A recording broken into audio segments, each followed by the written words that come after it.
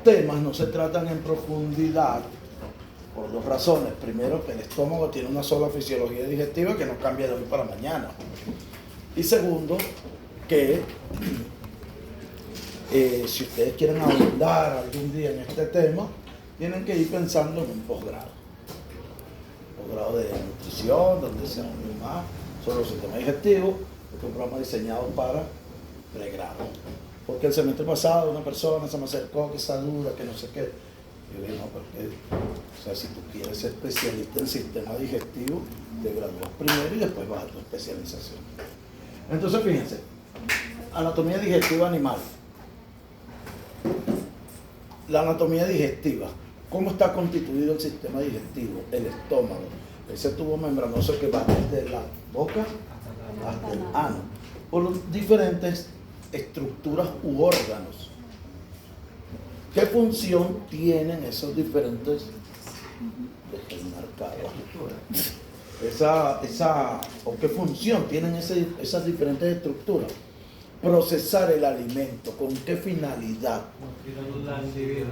La finalidad es tener los nutrientes, porque cuando alimentamos a los animales, los principios nutricionales, llámese proteína, llámese grasa, llámese carbohidratos, están en macromoléculas cuyas estructuras o su tamaño molecular no permite su absorción. Entonces necesitamos que esas estructuras transformen ese alimento, se puedan absorber los nutrientes, lo que no se use se deseche para obtener sustratos y energía para que el animal pueda hacer sus funciones metabólicas y mantenerse vivo, y después de mantenerse vivo ir a la parte de la producción. ¿De qué depende esa anatomía digestiva? O sea, depende fundamentalmente de dos cosas, varía de una especie a otra. ¿Por qué varía de una especie a otra? Porque no todas las especies tienen igual alimentación. No va a ser igual una anatomía digestiva de gallinas ponedoras a la de una cabra que es un rumiante. ¿Ok? Por poner un ejemplo. Entonces, esa anatomía digestiva, ¿por qué varía entre especies? Bueno, varía porque las especies tienen una dieta determinada, pero también porque en función de esa dieta han desarrollado una fisiología para poder procesar esos alimentos. ¿Preguntas? Decía, mira, en 2 meses que ya se me olvidó dónde se le da. Entonces, bueno, como ya hemos dicho, el sistema digestivo empieza en la boca, continúa a la faringe, es un conducto común a la tráquea, a la vía respiratoria y a la vía digestiva, continúa a través del esófago, estómago, intestino delgado, intestino grueso, recto y ano. Intestino grueso lo vemos con el ciego, que es importante, sobre todo en monogástricos herbívoros, porque es donde se hace la fermentación bacteriana que los rumiantes hacen en rumen para poder obtener energía. La boca, ¿qué función tiene la boca en este aparato digestivo? Reducir el alimento. Primeramente tomarlo, y para eso por lo general cuentan con labios, parte de la lengua en algunos. En aves la lengua no es móvil, aunque sí es muy pegajosa y contribuye a la toma del alimento. Los dientes incisivos para cortar, la lengua para distribuir la comida dentro de la boca para que premolares y molares puedan triturarla mejor, porque acuérdense que estamos hablando de monogástricos, en este momento herbívoros, pero igual va a pasar con los carnívoros. Llámense como los carnívoros. ¿Qué tenemos carnívoros aquí en esta materia? Perros y gatos. Ok. Las glándulas salivales. Función de las glándulas salivales. Bueno, ayudar a moldear el bolo alimenticio, a lubricarlo, para que la lengua lo impulse hacia la faringe y pueda ir por peristaltis, seguir su camino para continuar con la digestión. En muchos animales la saliva tiene algunas enzimas, como la lipasa lingual o la amilasa, que inician el proceso de digestión de carbohidratos y grasas. La faringe ya hablamos que es un conducto común a tráquea y a vías respiratorias. ¿Y qué estructura hay en la faringe necesaria para la vida? Si esta es la faringe y se comunica con tráquea y con esófago, ¿qué estructura hay aquí? La epiglotis, que va a trancar la tráquea para que los alimentos sólidos y el agua vayan al estómago, y el aire tranca las vías digestivas para que el aire se entre los pulmones, aunque a veces nos ahogamos, ¿verdad? Y decimos que se nos fue la comida por el camino de los españoles, que no sé qué. Bueno, hay algunos brincos ahí de la epiglotis que se porta mal y a veces uno termina ahogándose. Esófago. El esófago va a transportar el alimento, ese bolo alimenticio, hasta el estómago. Para eso consta de capas musculares, de capa lisa y capa estriada, de glándulas que segregan moco para lubricar todo ese conducto y que a través de la peristaltis vaya empujando ese bolo alimenticio. En rumiantes hay 3 anillos de musculatura estriada que empujan el alimento, pero que tienen más importancia en la regurgitación porque es contrapresión, y esa regurgitación se da en la rumia, que es un factor básico en la alimentación de esos animales, cosa que no en el monogástrico. Con la capa muscular del esófago, la lubricación en el movimiento peristáltico es suficiente. Estómago. Bueno, llega el alimento, es de una capacidad más o menos grande para almacenar esos alimentos, pero también su función principal es la digestión enzimática. Porque ¿qué hay en el estómago? Hay glándulas que segregan ácido clorhídrico y enzimas, pero enzimas en sus formas de proenzimas. Y el ácido clorhídrico baja el pH para disminuir el peso molecular de esas enzimas inactivas y activarlas para que actúen sobre las proteínas del alimento. Intestino delgado. ¿Qué sucede en el intestino delgado? Se divide en duodeno. ¿Qué pasa en el duodeno? Se absorben Ahí tiene está conexiones con el páncreas y la vesícula biliar. Sí, Y entonces, ¿qué ocurre en el duodeno? Hay Una descomposición de las grasas, por ejemplo. Ajá, pero si yo tengo que segregar bilis y segrega el jugo pancreático, trae enzimas, quiere decir que el duodeno es el órgano o la parte principal donde se hace la digestión enzimática final. Yeyuno e ilio para la absorción, porque tienen una serie de estructuras que veremos en otras clases, como es las vellosidades, las microvellosidades, el enterocito, las placas de Kerkin y otras estructuras más, que van a realizar la absorción de esos nutrientes que contienen los alimentos y que se hacen disponibles por el proceso de transformación que constituye la digestión.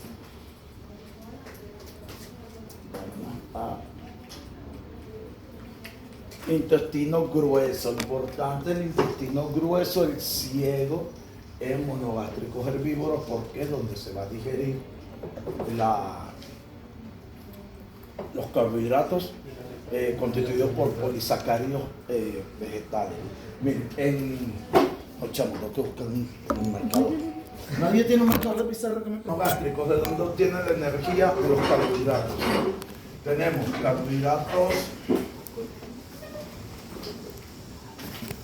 carbohidratos simples y complejos o compuestos, ¿ok?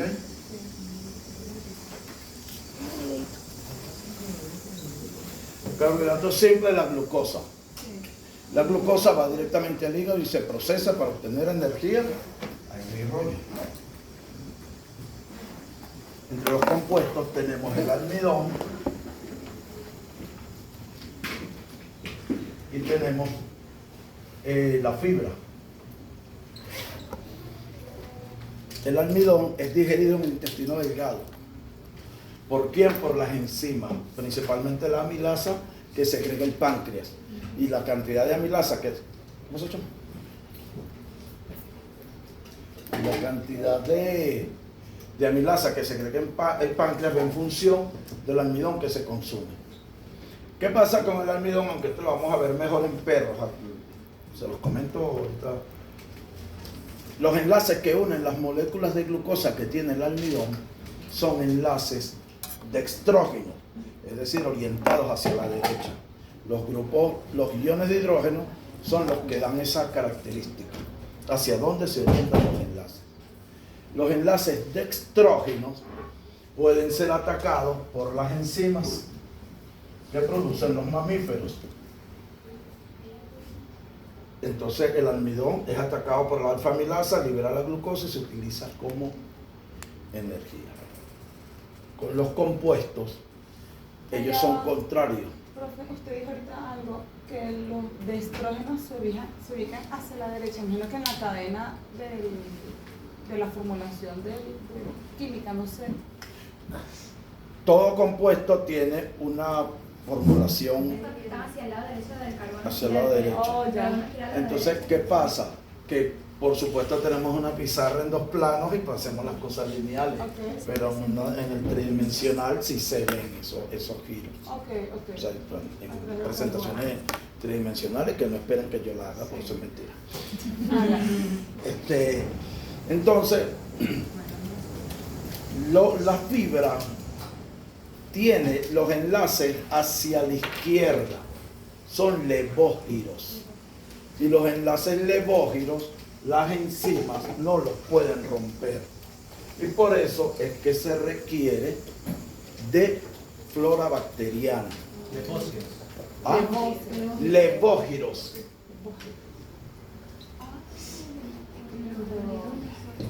Eso lo vimos En bioquímica tienen que haberlo visto. Entonces, ¿cómo está constituida la fibra? Por polisacáridos complejos. ¿Cuáles son esos polisacáridos? Los que constituyen la fibra del pasto, celulosa y hemicelulosa. ¿Quiénes la van a digerir? La fibra bacteriana. ¿Cuál fibra bacteriana? La que está en el ciego. Por eso es que el intestino grueso es importante en los... bueno, es importante para todos los seres humanos, pero es importante para todos los seres vivos, perdón, pero es importante en el modo gástrico, porque aquí es donde está la flora bacteriana que va a digerir esta fibra para que el organismo pueda obtener energía. Pero también, acuérdense que la fibra produce acetato, propionato y butirato. Acetato y butirato son los principales que aportan energía para los procesos oxidativos. Porque es lipogénico, el acetato, y el butirato va a proporcionar energía, pero es a las bacterias del intestino grueso, sobre todo a los colonocitos. ¿Qué son los colonocitos? Células epiteliales del colon. Y esta energía va a hacer que los colonocitos se multipliquen y permitan que la función de barrera protectora de la mucosa intestinal sea mayor. Y todos los seres vivos, cuando tenemos problemas, la gente dice, no, que tengo problemas de estómago, que no sé qué. Bueno, no tengas problemas a nivel de intestino delgado o intestino grueso, porque te infectas más fácil, pierdes electrolitos, diarreas de difícil recuperación. Entonces es importante en los monogástricos herbívoros la fibra, y que va a ser digerida en el cielo. En el colon, ¿qué pasa? Va a haber absorción. ¿Absorción de qué? De productos que vienen del intestino delgado y sobrepasaron al yeyuno de ilio, de algunas vitaminas que produce el ciego, y también la absorción de agua para obtener los electrolitos. Y ahí la lignina juega un papel importante al ralentizar ese paso rápido ya por la última parte del sistema digestivo, la penúltima, la última estudiante, y permitir esa absorción, además de que luego esa fibra indigerible va a darle consistencia a las heces. Recto y ano, bueno, en el recto se almacenan las excretas que se expulsan a través del ano, que es los desechos que no se aprovechan. Y por supuesto que tenemos hígado, vesícula biliar y el páncreas, en donde el hígado va a producir la bilis, se almacena en la vesícula biliar, y por eso es que el caballo tiene que comer varias veces al día, porque el caballo no tiene vesícula biliar. Y al no tener vesícula biliar, se va depositando durante todo el día bilis. Entonces debe comer varias veces para tener sustrato que se ataque y evitar úlceras duodenales. El hígado produce la bilis, la almacena en la vesícula biliar, se descarga en el duodeno para la grasa, para la digestión de la grasa, mientras que el páncreas va segregando también la lipasa pancreática para la digestión de la grasa, pero también proteasas y glucosidasa, que van a actuar también sobre carbohidratos que llegan ahí, como que el carbohidrato llega al duodeno. Chamos, se están durmiendo. Nos acaba de nombrar dónde ocurre la digestión del almidón. Bueno, la compuesto, ¿no? Ajá, que el carbohidrato llega al intestino delgado, que es degradado ahí, el almidón, porque la fibra sigue. La fibra no se degrada ahí porque las enzimas no lo pueden degradar. Entonces, eso es la anatomía, es la estructura de los órganos que constituyen al sistema digestivo y de cómo ellos actúan para degradar ese alimento de proteínas crudas, aminoácidos, de carbohidratos complejos a glucosa y H2CO6, glucosa y fructosa, y las grasas a monoglicéridos y glicerol, principalmente glicerol.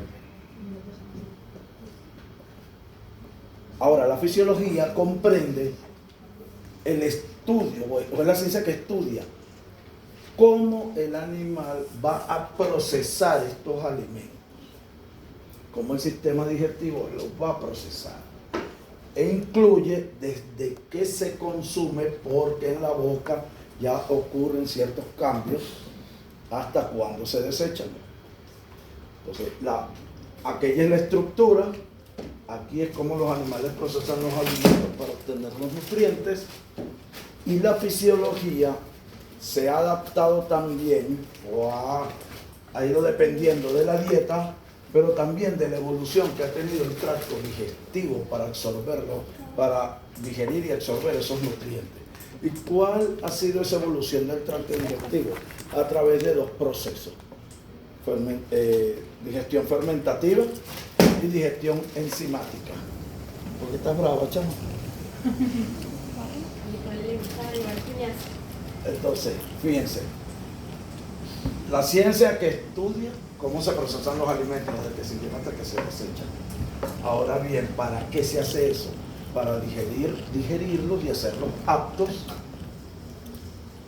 para la absorción, porque así no se pueden absorber. ¿Y qué ha pasado con la fisiología digestiva? También ha ido adaptándose a las dietas, pero a la evolución del sistema digestivo. ¿Y cómo ha evolucionado el sistema digestivo? Bueno, la evolución lo ha llevado a que debe tener dos tipos de digestión para poder aprovechar todos estos principios nutricionales. Una fermentativa, que se encargue de la fibra para proporcionar más que todo energía, y una enzimática para producir sustratos y se pueda realizar el metabolismo, porque sin energía o sin sustrato no hay metabolismo, y el metabolismo es un proceso continuo, solo se acaba si nos morimos. Estamos durmiendo y tenemos un metabolismo basal que nos garantiza las funciones mínimas o vitales. ¿Cuáles son?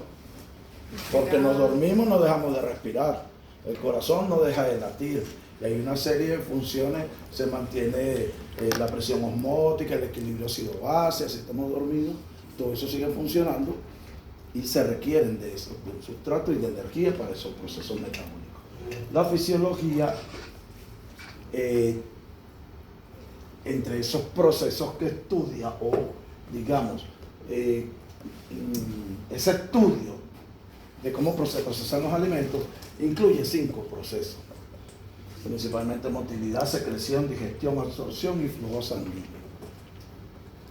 La motilidad es lo primero, porque a pesar de que donde se inicia, digamos, el consumo, o donde se inician algunas transformaciones a nivel de boca, para que el bolo alimenticio llegue al estómago, se mezcle, se transforme en quimo, siga hacia el duodeno, sea digerido enzimáticamente y luego sea absorbido, y lo que no es absorbido va al intestino grueso, donde va a haber fermentación y después va a haber absorción en la parte posterior. Se requiere de movimiento, motilidad, movimientos peristálticos que empujen el alimento hacia la parte posterior del sistema digestivo, y que vayan ocurriendo cada uno de esos procesos en cada una de las secciones donde deben ocurrir. Luego de la motilidad, o conjuntamente con la motilidad, pero a partir del esófago, empiezan a ocurrir secreciones. ¿Secreciones de qué? De sustancias necesarias para procesar esos alimentos. ¿Qué sustancias? Enzimas digestivas. Otros fluidos. ¿Qué otros fluidos? Bueno, la mucosidad para proteger la mucosa gástrica de las secreciones de ácido, las secreciones de mucosas y de soluciones con pH neutro o con electrolitos para combatir la acidez que trae el quimo del estómago hacia el duodeno, y bueno, una serie de secreciones que ya veremos con más detalle a medida que vayamos avanzando. La digestión, bueno, la digestión no es otra cosa que la descomposición de todos los alimentos que se consumen en moléculas más pequeñas, como les dije, la proteína, aminoácidos, carbohidratos a glucosa, y las grasas a monoglicerio y glicerio. Entonces, la digestión es procesos mecánicos, procesos físicos y químicos, procesos enzimáticos para transformar todos esos alimentos y que puedan ser absorbidos, y donde se cuenta tanto con flora bacteriana como con enzimas. La absorción, donde absorbemos intestino, yeyuno e ilio, y de donde absorbemos de la fase, la luz intestinal tiene una fase acuosa. De esa fase acuosa, ahí están inmersas las microvellosidades, el enterocito, van a absorber esos nutrientes. ¿Y a dónde van a ir esos nutrientes después que se absorben e ingresan a la mucosa intestinal? Van al flujo sanguíneo. Porque el flujo sanguíneo, el torrente linfático, el torrente sanguíneo, es el que va a llevar todos esos nutrientes a algunos tejidos, al hígado, para que se distribuyan y después puedan ser metabolizados. Porque si no, ¿para qué se hace todo ese proceso? Esta descripción de metabolismo es una descripción que puse que es muy superficial, pero la que ustedes deben saber y conocer, ya la vamos a ver ahorita, porque esto aquí simplemente dice que el metabolismo ocurre en todos esos procesos que vimos, llegaron los nutrientes, y el metabolismo, ¿qué es lo que tiene? Una serie de procesos a nivel celular para obtener esos nutrientes, solo para obtener energía y un sustrato para poder realizar todas las funciones metabólicas. Metabolismo de los carbohidratos, como ya hablamos, almidón, glucosa de los carbohidratos digeribles, no de los complejos, ¿ok? ¿Y quiénes realizan este metabolismo de los carbohidratos? Las enzimas que producen. ¿Quién? Páncreas. Cuando hablamos ya de metabolismo nos olvidamos del estómago, ya vamos a nivel de duodeno y yeyuno e ilio para llevarlo a las células. Carbohidratos se usan para producir energía, que es lo más importante, y su exceso se transforma en glucógeno y se almacena como grasa o se puede oxidar también para producir energía. Los lípidos, fíjense en los lípidos, vamos a ver un poquito detenido aquí la cuestión. Aunque cuando veamos gatos y perros vamos a ver esto en mayor profundidad. Los animales comieron grasa. La grasa viene en forma de triglicéridos. Llegaron al intestino. ¿Qué pasa primero con estos triglicéridos en el estómago? Gracias al peristaltismo se comienzan a mezclar con los jugos gástricos y son transformados a unos gránulos más o menos de un tamaño grande. Y esto llega así al duodeno. ¿Cómo se digieren estos gránulos de grasa? A través de la bilis, que los va a emulsionar. ¿En qué consiste la emulsificación de las grasas? En llevar estos gránulos a gránulos más pequeños. Eso no pasaba en los cerdos. Perdón, en caprinos, creo que usted había en introducción 1. Había mencionado justamente lo que es. Pero es que esto pasa en todos los organismos. Ok. ¿Ok? Ahorita pues estamos hablando de manera general, pero eso pasa en todos los organismos. Aves, perros, gatos, caballos. Entonces estas grasas se emulsionan para que luego la lipasa pancreática actúe sobre ellos y sea más eficiente. Y estos triglicéridos, la lipasa pancreática, lo que hace es hidrolizarlos. ¿Y en qué los hidroliza? Separando el triglicérido en ácido graso y en parte de glicerol. Una vez que los separan, que los hidroliza o los digiere, se transforman en lo que se conoce como micelas. Ellos aquí están juntos, pero por separado forman las micelas. Y las micelas son hidrosolubles, que es la razón de por qué existe el metabolismo de los lípidos, la digestión de los lípidos. Los lípidos no se disuelven en agua, sino en éter. ¿Cuál es la intención de esta transformación? Que en el intestino delgado, como es una fase acuosa, los hidrolicen para que puedan ser absorbidos hacia la mucosa intestinal.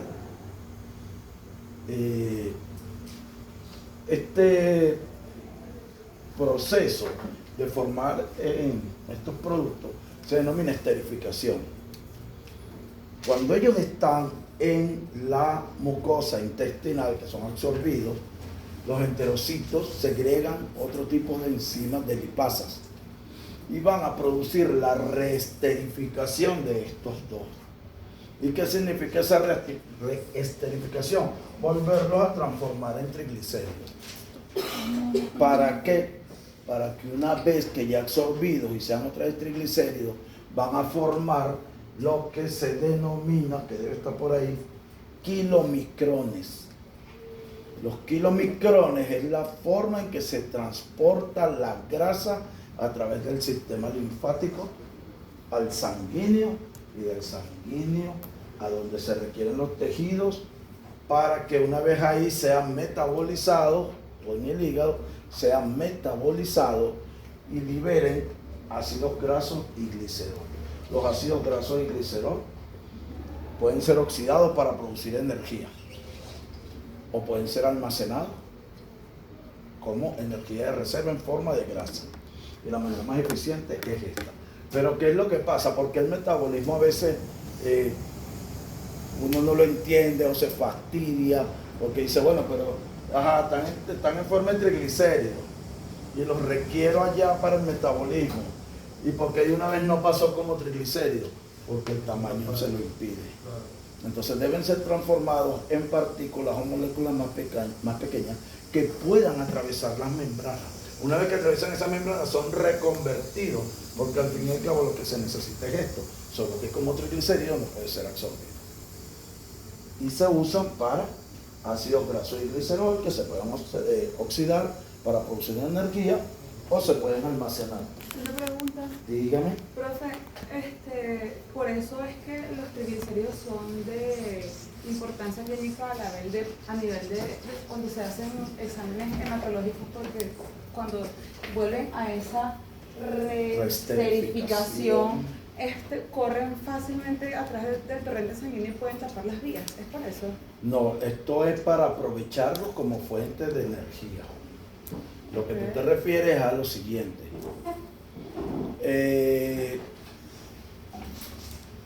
Las grasas, las saturadas, las insaturadas o los omega, producen algo que se llama las lipoproteínas de alta densidad, o sus siglas en inglés, las proteínas de baja densidad y las proteínas de muy alta VDRL.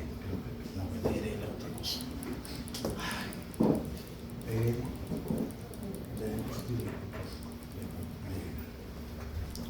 Me falta esta letra. Esto sale en los análisis, sobre todo en los perfiles lipídicos. VDHL. Esto es lo que los médicos, ellos tendrán sus razones, yo no soy médico, hablan de que este es el colesterol malo y que este es el colesterol bueno. Yo conozco un solo colesterol. Estas son lipoproteínas que transportan la grasa. ¿Quiénes las llevan a los tejidos donde se requieren para ser almacenados? Las proteínas de baja densidad. Profe, disculpe que me interrumpa. ¿Esa lipoproteína viene siendo lo mismo que el kilomicrón? No. Pero eso también es una Las proteína. lipoproteínas las produce el hígado. ¿Okay? ¿Y qué es exactamente eso? El kilomicrón. El kilomicrón es la forma en que se almacenan los triglicéridos para que puedan ser transportados por el sistema sanguíneo. Ahora, ¿por qué hay que transportar esos triglicéridos por el sistema sanguíneo? Porque el principal órgano interconvertor de grasa es el hígado. Y entonces hay que llevarlos hasta allá para que allá se puedan procesar y obtener ácidos grasos que son muy diferentes a los ácidos grasos volátiles. Los ácidos grasos volátiles son otra cosa. Y glicerol. Entonces, cuando se van a almacenar los triglicéridos, es la forma más eficiente porque las grasas tienen menos oxígeno y entonces tienen más espacio disponible y pueden almacenarse mayor cantidad de grasa en forma de triglicéridos, pero la única manera de transportarlo es que ocurra todo este proceso que le expliqué y que formen kilomicrones. Las lipoproteínas de baja densidad, y cuando veamos metabolismo en los gatos vamos a ver qué ocurre. Hay unos aminoácidos que los gatos no sintetizan, que hay que dárselos vía dieta, porque si no, se incrementa esta lipoproteína y esta no. Entonces, ¿qué pasa? Esta lleva grasa a través de las arterias, a que sea oxidada o almacenada, pero cuando la lleva en exceso, tiene que haber las proteínas de alta densidad, cuya función es retirar esos excesos de las arterias y evitar, por ejemplo, arteriosclerosis. ¿Y qué produce la arteriosclerosis? Que no lleva oxigenación al cerebro y seamos propensos a un accidente cerebrovascular.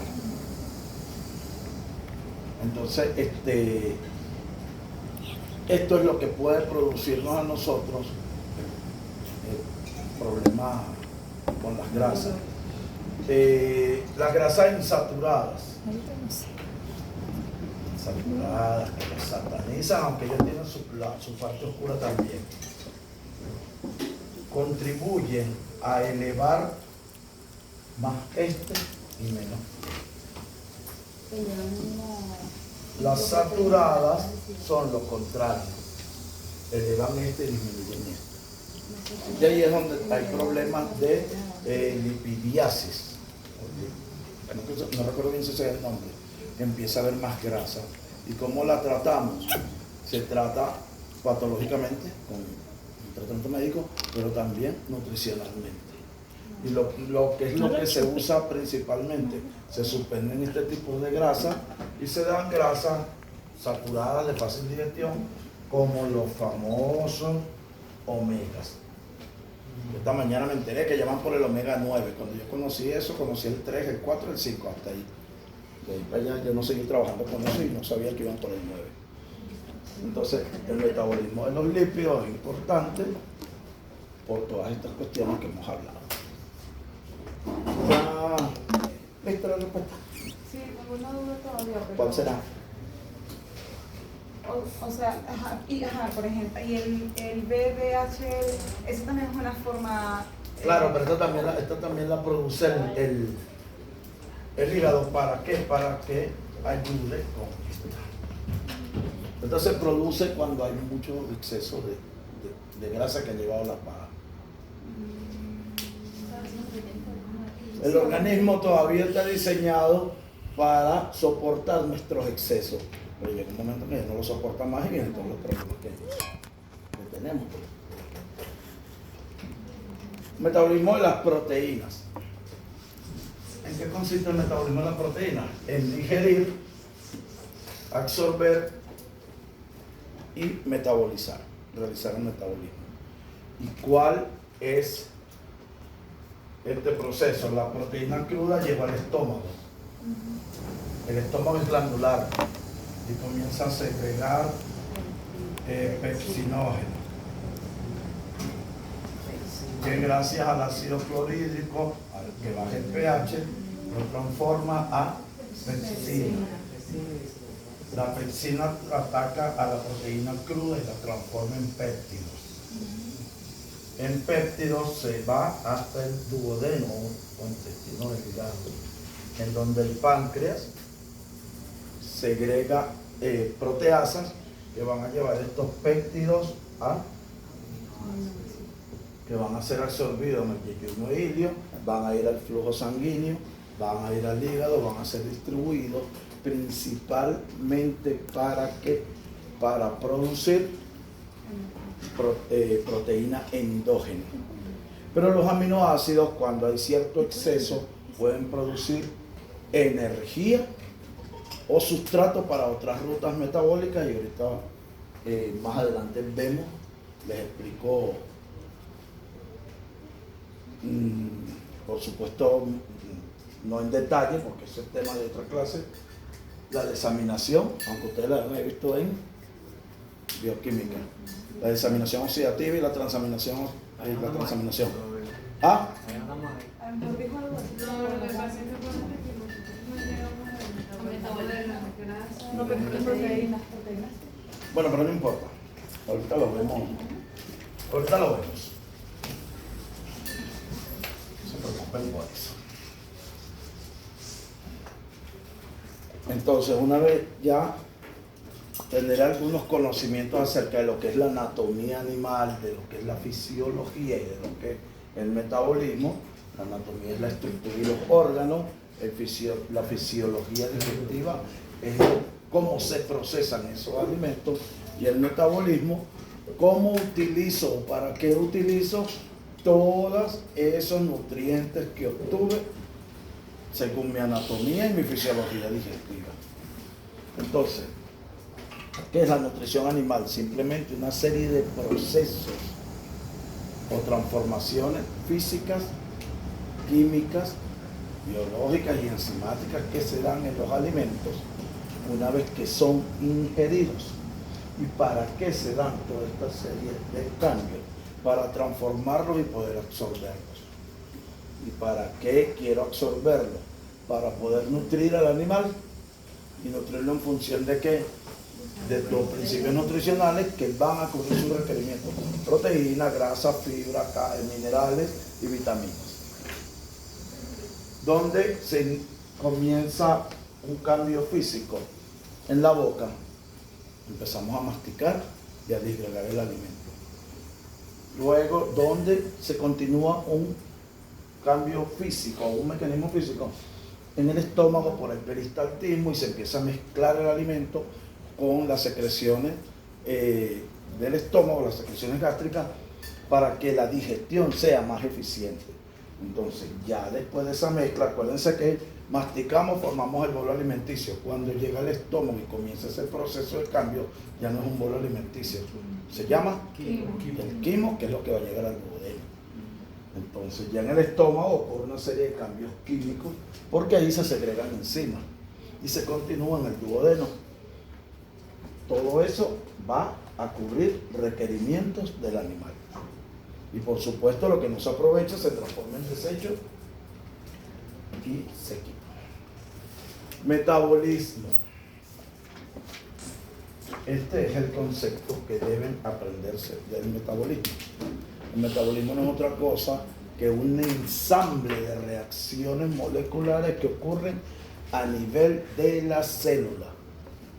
Serán de manera continua y con transferencia ininterrumpida de energía. Es decir, que el metabolismo requiere de energía y un sustrato. Los procesos metabólicos son ordenados. Es decir, primero viene un proceso de degradación, que se conoce como catabolismo, y luego viene un proceso de síntesis orgánica, que se conoce como anabolismo. Entonces tenemos la definición, que es el metabolismo, cómo son esos procesos que son ordenados y qué tipos de metabolismo hay. Hay un metabolismo que se mide en sueño y un metabolismo activo que se mide durante la actividad. Ejemplo de catabolismo y anabolismo. Le dimos comida al animal. ¿Qué es lo primero que destruye el animal en el estómago? La proteína cruda, que van a ser degradadas a péptidos. Y luego aminoácidos. Esto es un proceso catabólico, porque la transformación implica la destrucción. Y luego, cuando ya tengo esto, viene un proceso de síntesis orgánica, que es el anabolismo. ¿Cuál es ese proceso? Utilizar estos aminoácidos para producir proteína endógena. Sintetizo proteína endógena a partir de los aminoácidos. Nunca el proceso es al revés. No puede ocurrir una biosíntesis primero y luego la destrucción de la energía. Esto sí, vamos a ir paso a paso porque no la vamos a... Pero en el caso del carbohidrato y de los lípidos, En el caso de los carbohidratos y lípidos, la función catabólica. la catabólica, cuando los llevas de polisacáridos complejos o de almidón a glucosa, y de glucosa comienza por la biosíntesis de ácidos grasos a obtener energía a partir de la glucosa.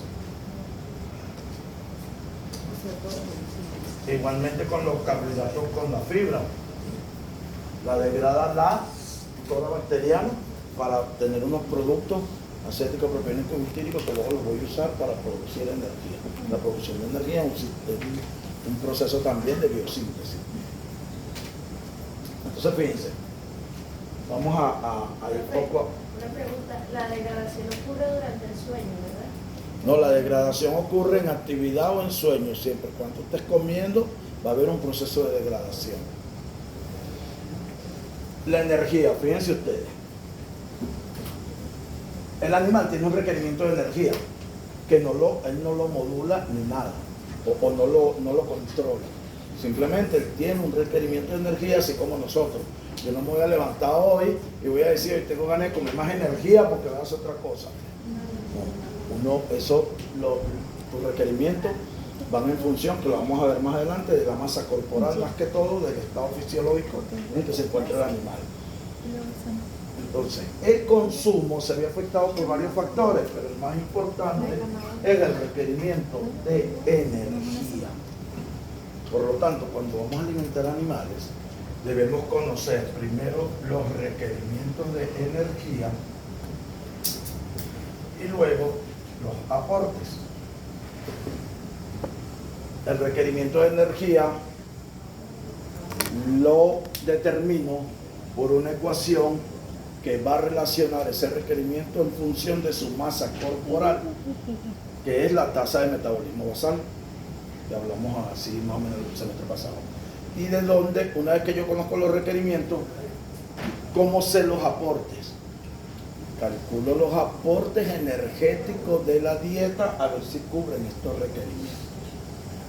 Eso es lo primero que tengo que saber, porque la energía del requerimiento energético va a depender del consumo.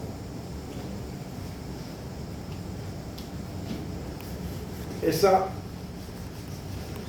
ecuación que relaciona la masa corporal con el requerimiento energético no es otra cosa que la tasa de metabolismo basal. La tasa de metabolismo basal se define como la cantidad de energía que requiere un organismo para realizar sus funciones vitales. Tasa de metabolismo igual a 70 kilocalorías por el peso vivo a la 0,75, no multiplicado sino elevado. 70 kilocalorías es una constante. Perdón, esto es una constante.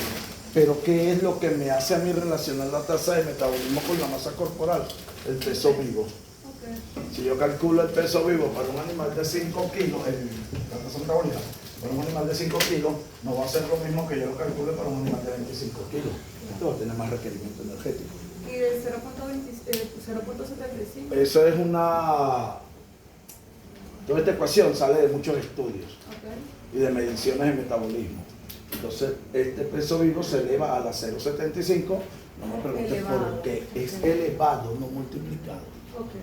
Y cuando vayamos a ver la parte de balance de raciones, por cuestiones matemáticas, primero se hace esto y después esto. Porque si ustedes multiplican esto por esto y después lo elevan a la 0,75, la tasa de metabolismo basal está mal calculada. Y eso implica entonces, si yo calculo una tasa de metabolismo basal mala, ¿qué me va a implicar? No tengo los requerimientos que son y hago una dieta mala. Y después, porque este animal del carrizo no engorda y no produce, no es el animal, el culpable soy yo que hice esos cálculos malos. Entonces fíjense, si bien es cierto que la energía se usa para los procesos metabólicos primeramente, la que queda, que es la energía neta, se usa para los procesos productivos. ¿Se ve bien esto? Sí. Ok. Esto es para rumiantes, pero igual aplica para monogástricos, solo que hay una pequeña diferencia ahí en cuanto al incremento. Fíjense, el animal come y el alimento trae energía bruta. Después que come, hay unas pérdidas en ese de energía. Estas pérdidas están alrededor del 24%.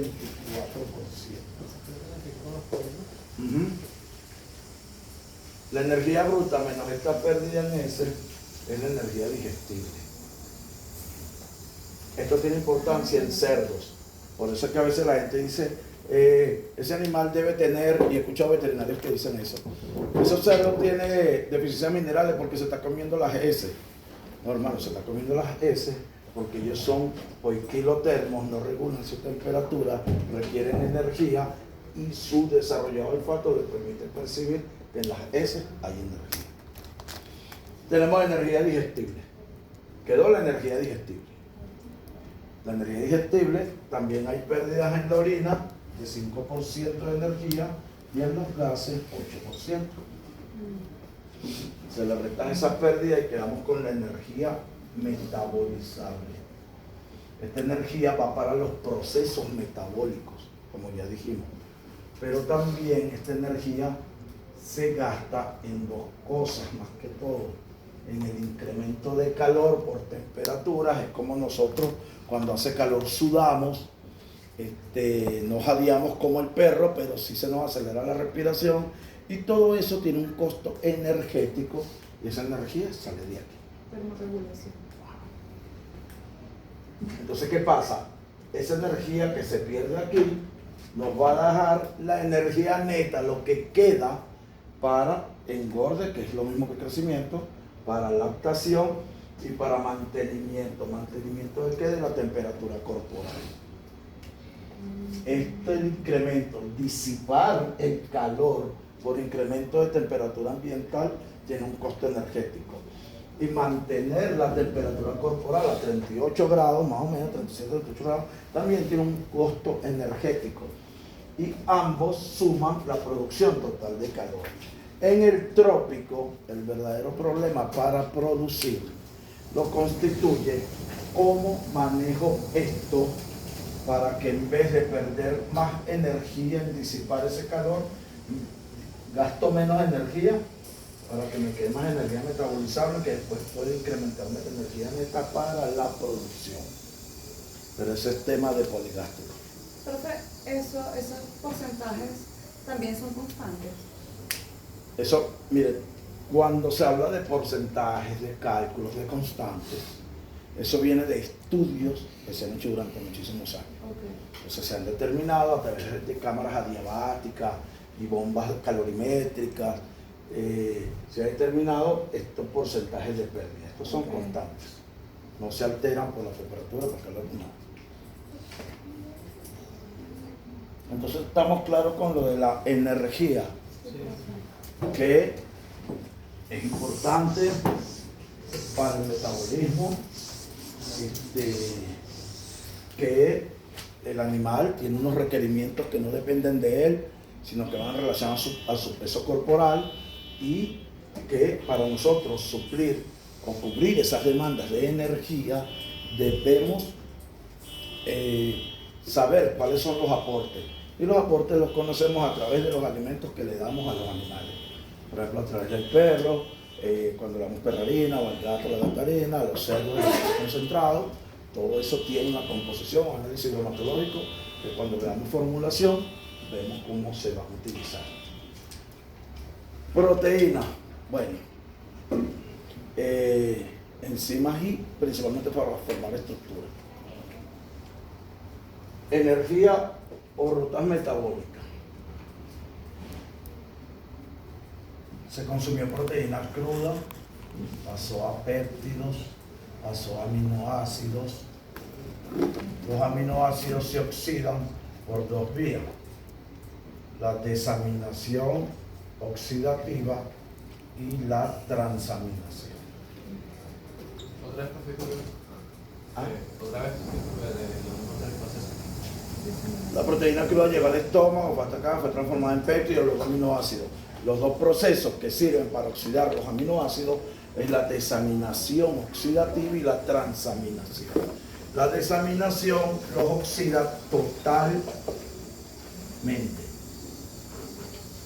Es decir, se lleva todos los grupos aminos. Los grupos aminos, NH2+. Pero queda una cadena carbonada y con hidrógeno. Hidrógeno y para.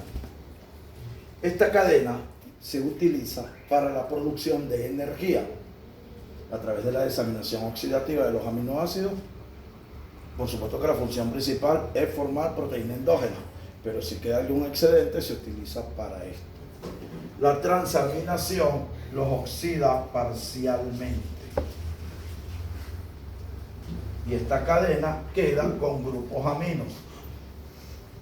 Y aquí se usan para sustratos para otras rutas metabólicas. Puede ser el ciclo de Krebs, puede ser el metabolismo de grasa, el metabolismo de los carbohidratos, o sea, metabolismo de lípidos o de glucosa, que no son otra cosa que grasas y carbohidratos. Entonces, a través de esta vía es que los aminoácidos pueden producir ¿Energía o proteína? proteína. ¿Qué pasa? Lo que pasa es que empezamos tarde, porque este muchachito vino tarde. Pero bueno, rapidito, las dietas keto empiezan a quitarte todos los carbohidratos, hasta mucha proteína. Y entonces lo que estás produciendo en exceso es esto. Después que llegaste a esto, te queda un exceso de aminoácidos aquí. ¿Qué van a hacer estos aminoácidos? Simple y llanamente van a producir grupos aminos que se transforman en la sangre en amonio, NH4, que va al hígado y que luego se transforma en urea para eliminarlo por la orina. Pero estos aminoácidos también pueden formar los alfa-cetoácidos.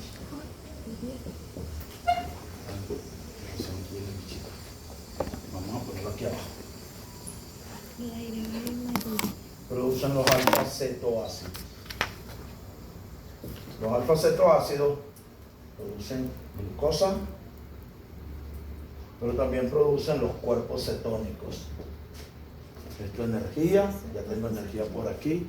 Si tengo muchos aminoácidos, creo muchos grupos aminos, creo mucho amonio, sobrepaso la tasa de detoxificación del hígado y causo una intoxicación por amonio.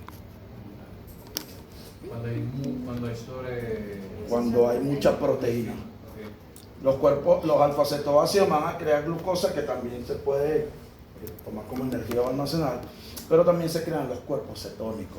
Entonces los cuerpos cetónicos, cuando están en abundancia en el torrente sanguíneo, acidifican el pH y causan úlceras o, en el mejorcito de los casos, gastritis crónica. ¿Okay? Y entonces, ¿qué pasa cuando nos dicen? Yo le decía esta mañana a los muchachos de dietética, ustedes tienen muchos problemas porque ahorita todo el que enseña, antes le decían a esos tipos de entrenadores, ahora son personal training y no sé qué, y te empiezan a hablar de las dietas y te mandan una dieta con un batallón de proteína para que desarrolles músculo, te eliminan los carbohidratos, la fuente inmediata de energía. El cuerpo recurre a esto y esto. He visto mucha gente después que andan como unos cadáveres ambulantes porque los agarra o un problema de gastritis o unas úlceras gástricas fuertes. No es que sean malas, es que eso no es así como así nada más de que no comas más carbohidratos, no estás loco, uno no puede dejar de comer carbohidratos. Al perro sí, el gato sí, porque ellos sí tienen su energía de la proteína, con nosotros no. Eso es más que todo. Profe, el exceso de urea generaría un problema a nivel renal.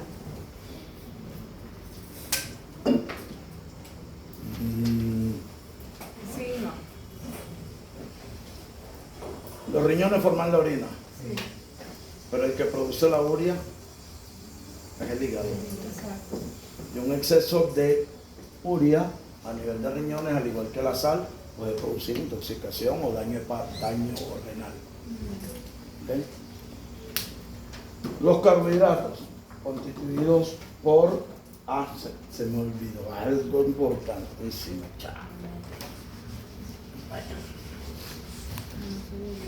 Bueno, que lo vamos a ver en detalle en los minerales.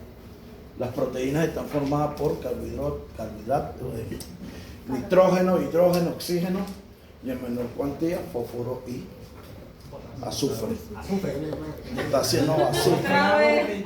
Y el azufre que va a formar los aminoácidos azufrados, que son importantes también no solo en la producción de proteína endógena, sino que el azufre, al formar parte de un aminoácido, de un tripéptido, ayuda como un antioxidante, pero lo vamos a ver ahorita. Entonces, carbono, hidrógeno y oxígeno constituyen los carbohidratos. Importancia de los carbohidratos, que suplen más del 50% de energía para los procesos metabólicos, los procesos productivos, desde respiración, crecimiento, reproducción, formación de tejido, todo eso. Si no hay energía, si bajamos la dieta en los carbohidratos, estamos fritos. En las defensas de TCU de la semana antepasada, creo que fueron la semana antepasada, expuso un muchacho en una granja de cabras en donde las cabras no pasaban de 2 litros. Y la dieta era a base de concentrado y un poquito de heno. Proteína, poca energía. ¿Qué produce esto? La cetosis. La cetosis tiene más o menos que ver con esto último que les expliqué, donde están los cuerpos cetónicos, porque el organismo va a buscar energía de alguna parte, y ¿dónde la va a buscar? De la proteína que están concentradas. Y yo le dije, ajá, ¿y tú no te acuerdas cuando viste el poligástrico que hablamos de lo que era la cetosis? No, no me acuerdo. Y dije, bueno, ahí está la causa. Cuando usted vuelve a ir para allá, porque el chamo va a trabajar ahí, le dice, esto hay que cambiarlo. Y al cambiar eso, seguramente van a llegar a una producción diaria de 4 litros de leche. Entonces los carbohidratos son importantes porque si no hay energía no hay. Es como que te regalen un carro y no te le pongan gasolina. Ahí se va a quedar por los siglos de los siglos. Un carro bonito, pero te tienes que ir al metro porque no tienes energía para reparación, crecimiento, secreción, absorción, ácidos grasos, trabajo mecánico, etc. Como ya hablamos también de los carbohidratos, que tanto el rumiante como monogástrico obtienen energía a través de la fermentación para producir ácidos grasos volátiles, que son acético, propiónico y butírico. Este y este son las principales fuentes de energía de oxidación, y el propiónico también produce energía, pero a través de la gluconeogénesis, porque él es glucogénico. Ya, ¿me puede repetir eso? Acético y butírico son las principales fuentes de energía para los procesos oxidativos. Este porque es lipogénico, quiere decir que favorece la producción de grasas. El butírico porque produce energía para los colonocitos. Y el propiónico porque produce glucosa a través de la gluconeogénesis. Recuérdense que la gluconeogénesis es la obtención de glucosa a partir de compuestos distintos a los carbohidratos, el ácido acético, el propiónico y los aminoácidos, especialmente metionina. Bueno, de las grasas ya hablamos un poquito, que no se disuelven en agua, pero sí en éter, y que adicionalmente son importantes para la producción de energía, por lo que les acabo de decir aquí, que el acético es lipogénico, el butírico da energía para los colonocitos, y el propionato a través del proceso de gluconeogénesis obtiene glucosa. Los gatos no procesan los carbohidratos porque tienen un problema con ciertas enzimas que no producen, pero igual ellos requieren de glucosa, y la glucosa la obtienen a través de la gluconeogénesis. Como su dieta es alta en proteína, van a tener el aminoácido metionina, y por ahí producen la glucosa que requieren. Entonces no se pongan a darle arroz ni espagueti a un gato. Por supuesto que se lo va a comer, porque si tiene hambre se lo va a comer, pero simplemente eso se le va a ir en formar grasa y van a tener un gato obeso. ¿Y los gramos? Mira, porque ellos a veces roban. ¿Quién se roba? La El pechuguita. gato. Ah, pero es que todo, bueno, pero que lo que tú le dejes a un gato, si tiene hambre se lo va a comer. No, a veces sí, no. Te pasa un pedazo de pollo y se roba las paradas. Ah, bueno, pero eso es un problema de costumbre. De costumbre. Yo tengo un amigo que el gato no le come sino gatarina y no le come. Pero entonces eso es que alguien darse a pelear con los veterinarios, eso no es ¿Qué gratis. pasa, profe? O sea, ¿qué es lo que ocurre ahí? Que se cristaliza. Sí. Esos depósitos que no son... Que no... Como les dije, el principal órgano interconvertor y que participa en el metabolismo de los lípidos, el hígado. Ahora que bien, ¿qué pasa también? Hay hormonas. Y hay hormonas que cuando la dieta es baja en fibra y por lo tanto deficiente en energía, ¿quién segrega hormonas? El páncreas, perdón. El endocrino. Ay, sí, es verdad. El exocrino segrega las enzimas. ¿Qué liberan? Adrenalina y glucagón. Van al tejido adiposo, se lleva la señal y comienza el proceso de oxidación de esas grasas que se tienen en reserva para obtener energía. ¿Sí estamos? Sí. Biosíntesis de ácidos grasos, parte de la glucosa para obtener triglicéridos, que son almacenados. ¿Por qué son almacenados? Porque este proceso de enfermedad cuando hay exceso de glucosa. Y luego viene la oxidación de los ácidos grasos, que es obtener, a partir de triglicéridos, obtener ácido acético, sí, para el ciclo de Krebs y poder generar ATP. Profe, una pregunta, ¿el páncreas libera adrenalina? Claro, el páncreas el exocrino genera enzimas digestivas y el páncreas genera hormonas, no solo las digestivas. Además, las hormonas digestivas, que lo vamos a ver en la próxima etapa, deben cumplir ciertas características. Una de esas características es que se comporten en un sitio como digestiva, pero en otro sitio realicen otras funciones. Y eso lo hace la adrenalina, lo hace la insulina, lo hace el glucagón, principalmente. O sea, la profesora de histología nos había dicho que las hormonas que producía el páncreas y era insulina, glucagón, alfa y beta, más nada. No, se produce más. Eso lo vamos a ver en la próxima clase. Y de todas maneras, para la próxima clase les voy a investigar y les voy a traer. O sea, ojo, no estoy diciendo que la profesora esté equivocada, a lo mejor estoy equivocado yo, voy a investigar entonces también, pues no, uno también se equivoca a veces. Entonces,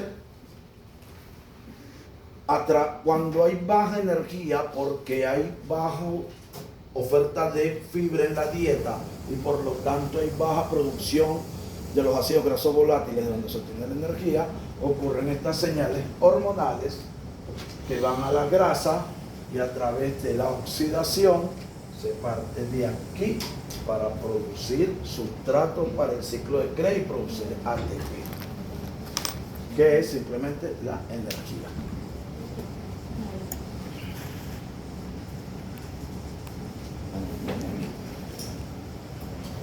Miren, no pienso ir de aquí a las 5:45 ningún día, ¿ok? Tranquilo. De la otra, la próxima, bueno, hoy no fue culpa de ustedes ni mía, fue que a Miguel lo llamaron a hacer otras cosas y no había clase. Minerales. ¿Qué son los minerales? Compuestos inorgánicos. ¿Qué función tienen? Garantizar que se realicen las funciones metabólicas. ¿Okay?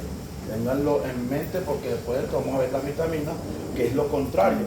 Las vitaminas son compuestos orgánicos que garantizan la continuidad de estas funciones. Es decir, que minerales y vitaminas se complementan. Pero vamos a empezar con los minerales. Tenemos los macro y los microminerales. No es que los microminerales no se requieran porque tienen funciones bien importantes. Pero se conocen 7 elementos. 7 macrominerales: calcio, fósforo, magnesio. Y el manganeso. Intervienen en el metabolismo óseo. Intervienen en el metabolismo. Ah, bueno, sí, el metabolismo. No, manganeso es con N. Exacto, sí. Así es manganeso y el magnesio. Cloro, sodio y potasio, sodio y cloro. Está como Richard, profe. Se pega, ¿viste? Las cosas malas se pegan. Estos 3 son electrolitos importantes. ¿Por qué? Porque intervienen en el transporte activo. Es decir, todos esos nutrientes que se absorben requieren ser introducidos dentro de la célula para el metabolismo, y eso se hace contra un gradiente de presión, es decir, pasan de un sector externo con menor presión osmótica a uno interno con mayor presión. Y para eso... ¿Y el cloro cómo es el cloro? ¿Pero en qué forma el cloro? En forma de ion o electrolito. No, el cloro no vamos a ver. Pero también ayuda con el ácido base. Sí, en las relaciones osmóticas, las relaciones ácido-base, pero yo principalmente porque la importancia de ello es el transporte activo. La célula tiene una membrana y aquí hay mayor presión que aquí.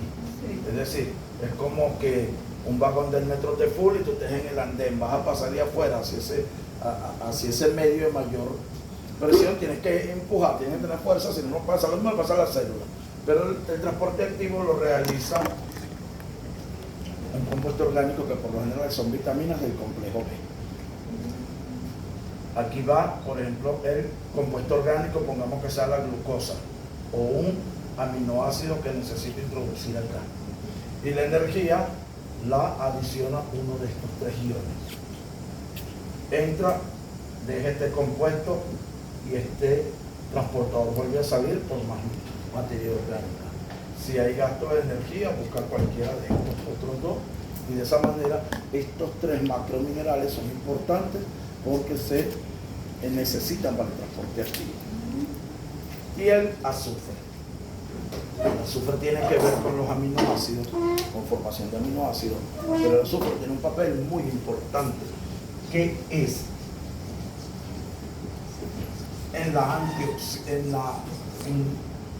actuar como un antioxidante de las células y de los glóbulos rojos.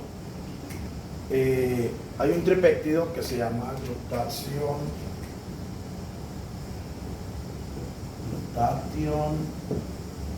reductasa.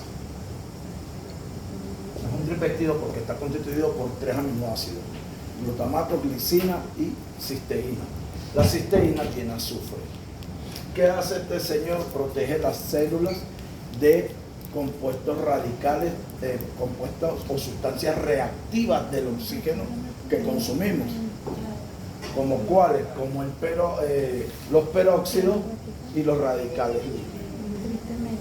¿Okay? Entonces, el azufre forma parte de la cisteína, que forma parte de este tripéptido, y tiene función antioxidante al proteger a las células y no evitar, pero sí ralentizar el envejecimiento de las mismas, a protegerlas de esos compuestos reactivos de los oxígenos, como los peróxidos y los radicales, las sustancias radicales o reactivas.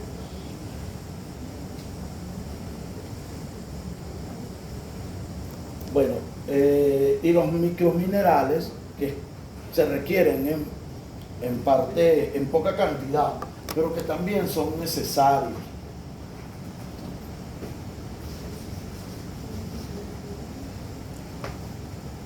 Y en lo que tenemos que ver las vitaminas, vamos a ver qué vitaminas complementan a minerales y qué minerales requieren vitaminas y qué microminerales también se requieren. Fíjense ustedes, las funciones de los minerales, de los macrominerales ya las vimos: formar parte del tejido óseo, pero también formar parte del tejido blando. Y lo que más importante, intervienen en el consumo, en la conversión alimenticia, en la ganancia de peso, en el desarrollo, en la pubertad y en la producción.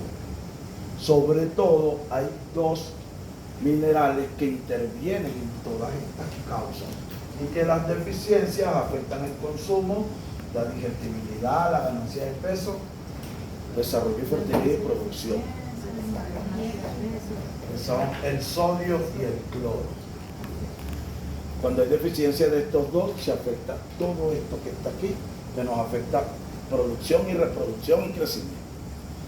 ¿Cómo evitamos las deficiencias? Sal. Sal común. Cuando a mí me hablan de perros que no están consumiendo, siempre les digo: ¿usted tiene peso en su casa? Esas pesitas normalitas. Sí, dele dependiendo del tamaño, le puede dar hasta 15, 20 gramos de sal diaria. Si te pasas de ahí, puedes tener problemas renales. Y con esto, corrige todas estas deficiencias y problemas. Vitaminas, hablamos de que son sustancias orgánicas que requiere el organismo, sin el cual no puede vivir, porque garantiza la continuidad de las funciones metabólicas que realizan o que ayudan los minerales. Entonces requerimos de vitaminas. ¿Se dividen en qué? En vitaminas liposolubles y hidrosolubles, o del complejo B. Las vitaminas del complejo B, por lo general, los mamíferos las producimos a través de la microbiota en el estómago, en el intestino grueso, en el cielo, que también produce vitaminas. Y la vitamina C, los únicos que no producen vitamina C, los humanos, los chimpancés y los cobayos. Estos 3 requerimos consumir vitamina C del alimento. qué chimbo. O sea que nuestro sistema inmune es una cagada. ¿Ah? O sea que nuestro sistema inmune es una cagada. Sí, lo comemos. No es que es malo, pero tiene debilidades. Pero a nosotros hay gente que, bueno, que toma vitamina C por la gripe. La vitamina C lo que más previene es el escorbuto. El escorbuto sí nos puede matar. ¿Qué es eso, profe?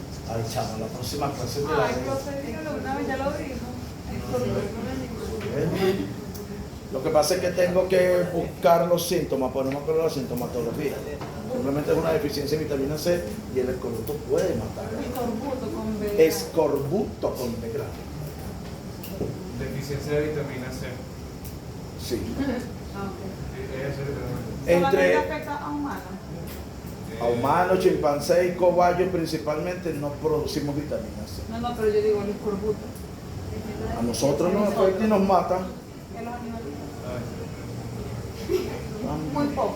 A los que Para que tengan deficiencia. Tiene síntomas de encías sangrantes, hemorragias cutáneas, anemia y mala cicatrización. sí, tiene otro tipo, otra cantidad de síntomas. La semana que viene voy a traer un libro para que vean fotos ahí. Entonces fíjense, la vitamina del complejo B y la C la sintetiza los monogástricos, a excepción de nosotros que no sintetizamos la C. Entonces la más importante, porque no las producimos, son las liposolubles, la A, la D, la E y la K. Las liposolubles, por supuesto, permiten la absorción de grasa, pero también la vitamina A, importante para la vista, importante porque fortalece el sistema inmunológico, importante para la regeneración de la piel. La vitamina D, y este es un ejemplo de cuando una vitamina actúa sobre los minerales.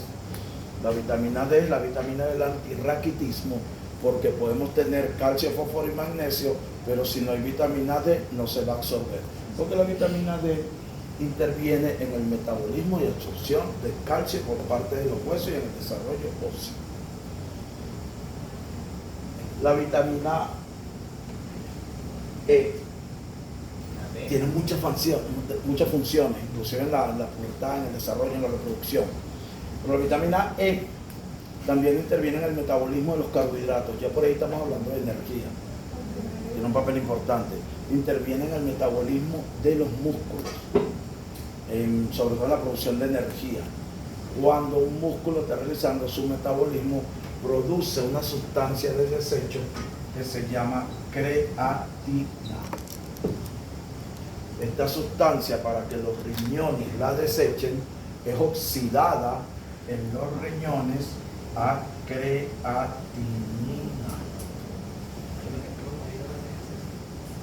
Cuando ustedes vean un examen de hematología y vean este valor alto,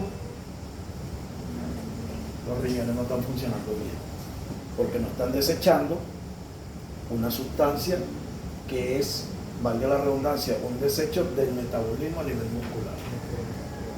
Si vemos las transaminasas altas, es el pobre hígado que está pagando los platos rotos y algo pasa. Eso no es lo que están tomando ahorita para hacer ejercicio, profe. No, No, la L-carnitina. No, Esto- si se toma creatina también. ¿Toman creatina? O yo no bebo eso, sí. Pero es monohidratada. Ajá. Ah, eso es otra cosa, porque esto más bien es un desecho del metabolismo muscular que necesita ser excretado. Profe, ¿qué es monohidratado? Eso tiene que ver con la cantidad de hidrógenos que tiene, disminuyen las cantidades de hidrógeno para hacer que los enlaces sean más débiles, se rompan Claro, y que se puedan puedan ser utilizar. depurados. Ok, y la última, la vitamina K. La vitamina K es la vitamina antihemorrágica porque ayuda en la coagulación de la sangre y en disminuir los tiempos de coagulación. Bueno, las unidades yo este tipo de unidades, yo se las pongo ahí para que ustedes las vean, pero esto yo no lo manejo. Yo me voy a la literatura y cuántas vitaminas tengo que darle, porque convertir unidades internacionales, o miligramos no tanto, o microgramos, a unidades nutricionales de proteínas, eso es un cálculo mega engorroso. Entonces, si se puede aprender, te va a quitar mucho tiempo y te va a poner la cabeza cuadrita. Entonces yo prefiero comprar una mezcla mineral que tenga vitaminas y ahí viene en función del peso del animal, sabes qué cantidad de minerales van a aportar todo eso que le dije. Fíjense,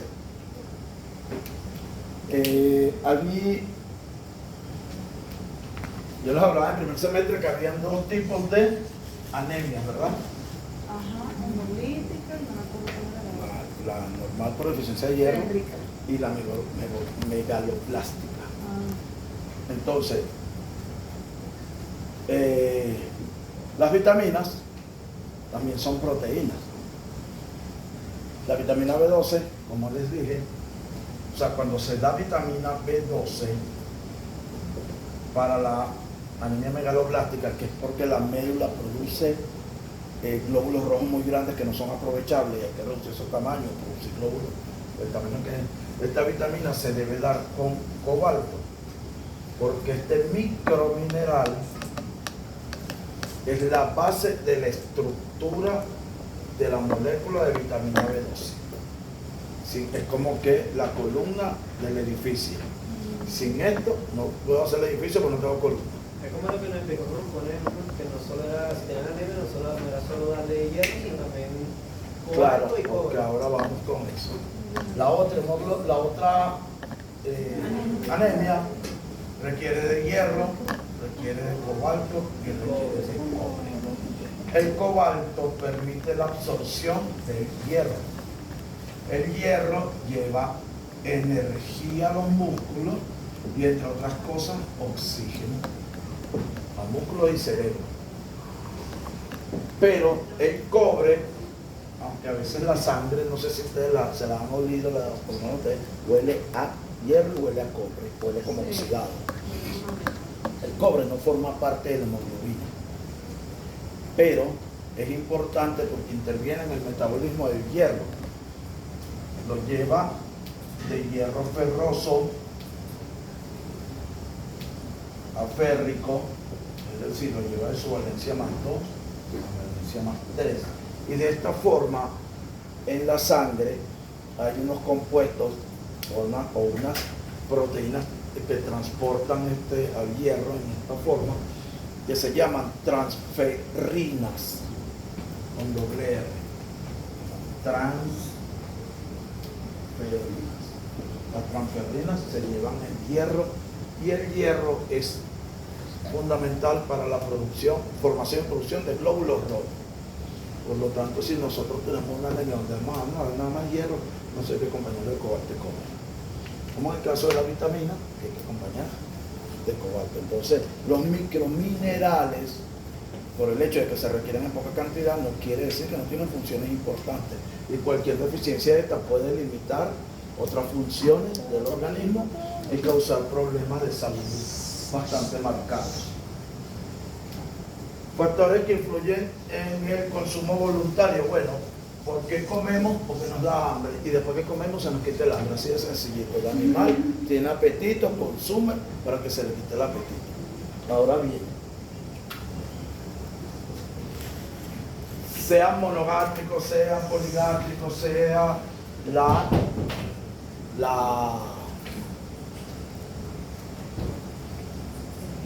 la explotación sea intensiva, semi-intensiva, extensiva, la que sea. Los animales dedican 1/3 del tiempo de su día a comer. ¿De qué depende ese consumo? Entre otros factores, que las plantas que van a pastorear sean de fácil acceso, no queden en el nunca jamás, de la temperatura ambiente, porque un animal en un potrero, cuando esas temperaturas están sobre 35, 38 grados, se cansa de ahí mismo, y por supuesto de la disponibilidad de agua. Habíamos hablado de que el animal tiene unos requerimientos energéticos que no controla. ¿Por qué? Porque dependen de su peso. Pero dentro de ese requerimiento hay lo que se llama un balance energético. Y el consumo forma parte de este balance, pero también lo regula. ¿Por qué? Pongamos, ¿cómo lo regula? A través de las variaciones variaciones de consumo. Pongamos que este es el nivel de requerimiento normal de energía en el día. El animal, su metabolismo, pastoreó, caminó, hizo un trabajo, o simplemente está echado jadeando y disipando calor. Pongamos entonces que su balance energético bajó. Y hay que subirlo acá otra vez. ¿Cómo lo sube el animal? Comiendo. Por lo tanto, el consumo es un componente del balance energético, pero las variaciones de consumo están reguladas según ese balance. Si está bajo, si está alto, habrá el consumo. Adicionalmente, claro, la energía es el más importante, pero también hay unos factores que se denominan, facilitatorios e inhibitorios. Factores facilitatorios, los que inducen al animal a comer; los inhibitorios, los que les dicen ya no coman más. Facilitatorios, por supuesto, como hablamos ahorita, la demanda de energía de acuerdo al balance energético es el que me va a decir si come o no. La palatabilidad de lo que come, sea del pasto en el caso de los herbívoros y sea de la ración en el caso de perros y gatos. La digestibilidad de esos alimentos constituyen los factores facilitatorios que inducen al animal a comer. Consumir energía y cubrirme los requisitos. Estoy lleno el estómago. Si ando caminando para conseguir el pasto, el animal se fatiga. Si no es muy digerible, muy apetecible, el animal no lo consume. Todos estos factores, o estrés por enfermedad, calor, etc., inducen al animal a dejar de comer y por lo tanto se llaman inhibitorios. La energía, principal factor que actúa sobre el consumo. Hay estímulos o factores que facilitan el consumo y otros que lo inhiben. Y por último, esto es la última, esto se queda. Hay limitaciones físicas y químicas. Limitaciones físicas en monogástricos herbívoros sobre todo. Grado de digestibilidad. ¿De qué depende el grado de digestibilidad? Del tiempo que permanece el alimento en el tracto digestivo. ¿Y de qué va a depender ese tiempo? De la velocidad a la que los microorganismos lo digieren y lo reducen a partículas que puedan continuar en el sistema digestivo. Esto último, la tasa de desaparición, la velocidad que salen del estómago para no colapsarlo, no llenarlo, depende de dos cosas. A qué velocidad se digiere lo digerible y a qué velocidad se disminuye el tamaño del material no digestible para que continúe al intestino, al ciego para ser fermentado y de ahí a los desechos. Estas son las físicas. Las físicas van más que todo referidas al tipo de alimento que tiene el animal y de su digestibilidad en el estómago, que va a depender de la velocidad a la que se digiere y la velocidad a la que se desecha lo no digerible. Y las químicas. El sistema nervioso controla el consumo. Tenemos el hipotálamo. El hipotálamo tiene un centro periférico del apetito y un centro central de la saciedad, que funcionan de acuerdo a los niveles de glucosa en sangre. Niveles de glucosa bajos, se activa el centro del hambre o del apetito, el animal consume, subió la glucosa, se activa el de la saciedad y el animal deja de comer. Entonces vimos en los factores que afectan el consumo está la energía, los factores facilitatorios e inhibitorios y las limitaciones físicas y químicas al consumo. ¿Pregunta? Así que es éter. ¿Ah? Usted mencionó lo del éter, ¿qué es? ¿De un qué? Éter.